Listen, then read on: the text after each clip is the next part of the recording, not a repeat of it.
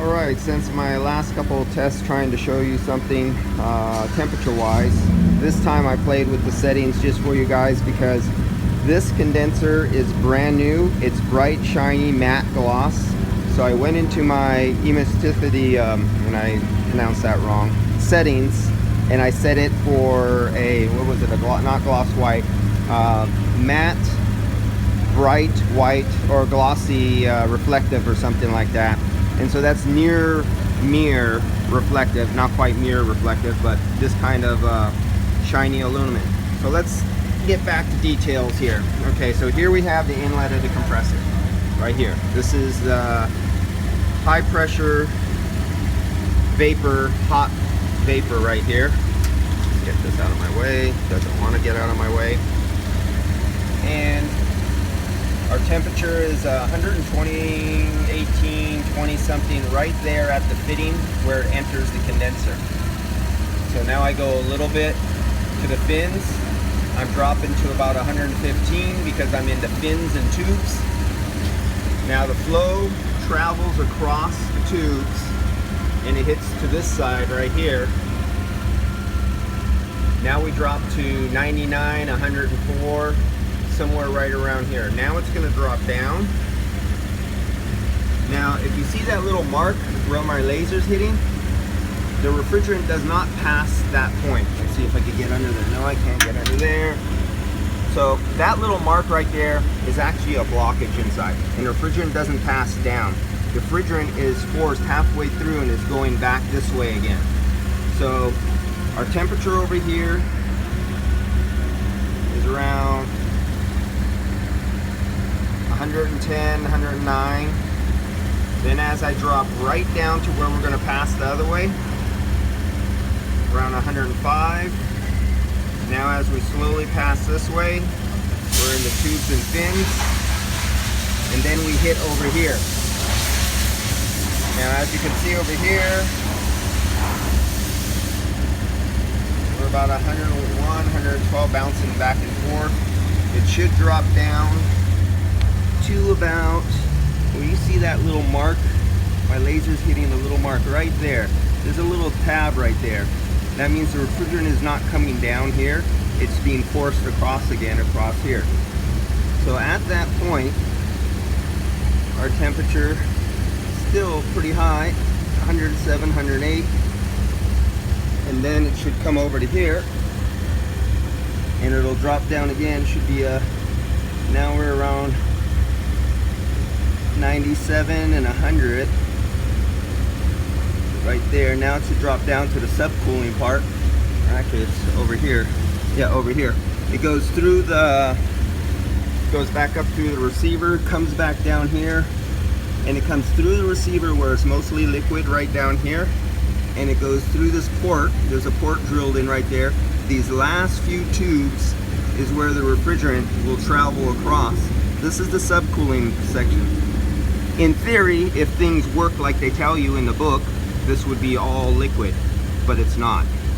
And then as it gets over here, it condenses some more and it cools it off. Oops. It cools it off as we get over here. Now in theory, like in a book, this is supposed to be subcooled liquid over here. Now we're down to 86, 83, 79, 86. So that's our temperature there. So we're 86, 90, somewhere around in there at this point where it's a subcooled liquid, and we're entering at 117.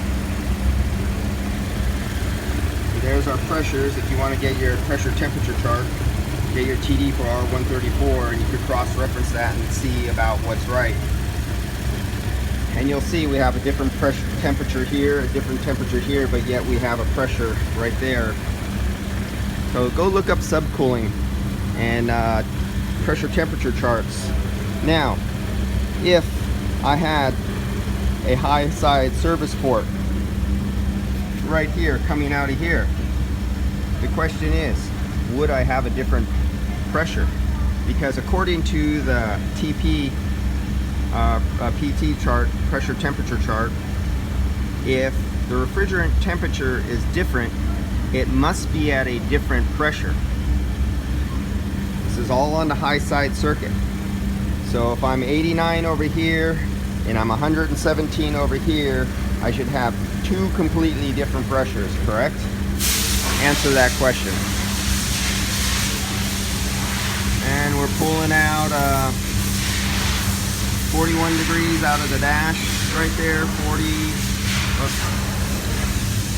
between 40 and 41 degrees out of the dash right now. The inlet air being sucked in through the crowl is 73 degrees.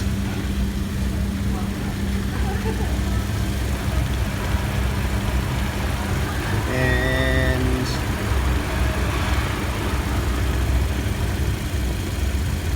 our suction line temperature is bordering and bouncing between, it's just the clutch just cycled off. 30 to 32 degrees, our suction temperature cycled off the clutch. Now it's back on. SLT right there, watch that one right there. This is the temperature of the suction line.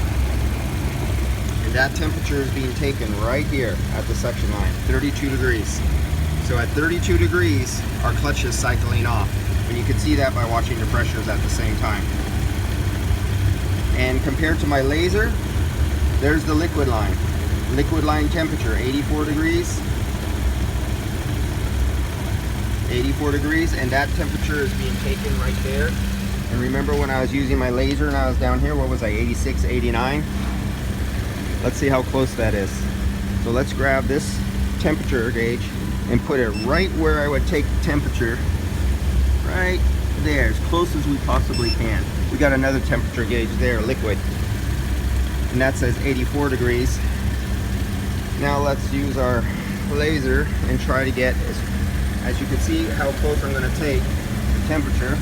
Let's shoot my laser right there. Let's see what we get.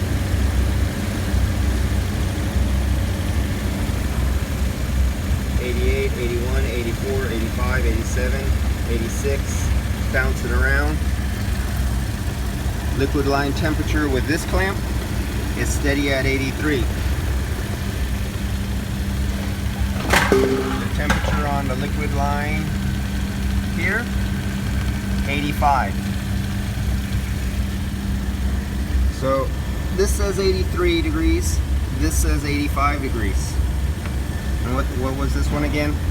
80, 86, 89, 87, 82, 83, 85. Now this is the problem with bright aluminum metal. It really messes, and I've been saying this in all my videos, bright aluminum metal really messes up your temperature readings on thermometers and thermal cameras. Don't always trust everybody what you see they say they're getting out their thermal readings.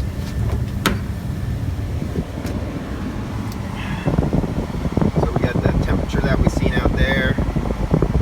Oh look, I got 17 degrees. I got 8 degrees coming out of my dash. 11 degrees, 6 degrees. Man, I did a really good. This is what the idiots on YouTube say when they get one of the thermal image thermometers or a thermal camera. They say, oh, what are you, they're in Florida and it's 100 degrees outside, and they hold the surface of the mirror and they start distorting the mirror. They don't even know it's their tool that's messing up on them. And they go down here, man, I'm so good that I get, you know, look at, I get 13 degrees, 12 degrees out my dash. I got excellent AC. Okay, all those guys you see holding one of the thermal thermometers or a thermal camera, and you see them pointing at the dash, I'm not gonna, I don't want to offend anybody, but you're talking to an idiot. Right there, drop the channel. Anybody who uses a thermal camera and sticks it in an airstream of cold air, you distort the wavelength going into the camera, it gives you a false reading. It'll be false every time. You know you're talking with somebody who doesn't even know how to use the tool they're been given. Basically, you got a monkey trying to stick a square peg in a round hole. This is going for the guys who have a million YouTube viewers who give them all thumbs up on their AC recharges when they go around showing their nice work and taking temperatures and how cold it gets. I'm sorry, but it just makes me pissed off a little bit when I see guys telling people, and then they'll have a link down below saying, you can buy this tool, and you can buy this little can of refrigerant, and you can buy this can adapter off my Amazon affiliated web link, and so they can make a little money off of you, and they don't even know what they're doing. So that was just a little show of a fact of how bad the readings you could get coming out. And the really reading that's coming out of the dash right now is 45 degrees. That's it, right there, 45 degrees. And the 45 degrees is taken in the proper place, not at the surface. You don't hold the thermometer across the side, the top here. You don't do this, you don't do anything like that, because at the same time you're holding any kind of temperature measurement with anything out here, at the same time air is blowing in this direction. Air from over here and air from down here, mostly up here, is being sucked in this direction, and it's mixing a little bit with this cold air out here. So at this point right here where the air rolls over, because it's a negative pressure shooting out here, it's pulling warmer air, and if it was an 80 or 90 degree day, the air comes down here, it rolls right here, and it mixes and comes out. So if you see a guy with a little thermometer, it's sticking out here like this, and he's giving you a temperature, it's the wrong temperature. The only true way you could get a true temperature is going like way down the duct, and you have to actually wait. If the car has been out in the sun, all the plastic on the interior is hot as it was when the car was sitting for a few hours. You have to cool the interior down first. You have to cool all the duct work that's inside the dash first before you start getting your true measurement of temperature. You don't go and just give a temperature after 5 minutes and say, hey, that's my temperature, write it down and just hand it off to the customer. And you don't write down a temperature off any kind of thermal imaging thermometer or camera that you stick right into the duct and you say, wow, what a great job, Mr. Customer. Look it, I got your dash temperature down to 16 degrees or 20 degrees. Okay? Just to let you see. And here we got a camera that's, now, there is an option on this camera to give you a true reading. Inside here, right where you see K-type, for me to put one of the little K-type thermometer thermistors in there, which is this little guy right here. Now if I take this little guy off of here, which I busted him, and stuck it on there, we would get a true temperature. And that's all I have to say about the little camera ordeal there. And same with the handheld thermometers. You're watching someone on YouTube and you see them holding the thermometer into the cold air stream and dash and say how great, how cold air they get out of the dash, turn to another channel. That's all I gotta say. It's time for me to start looking for some leaks. See you guys later. Hey, a leak.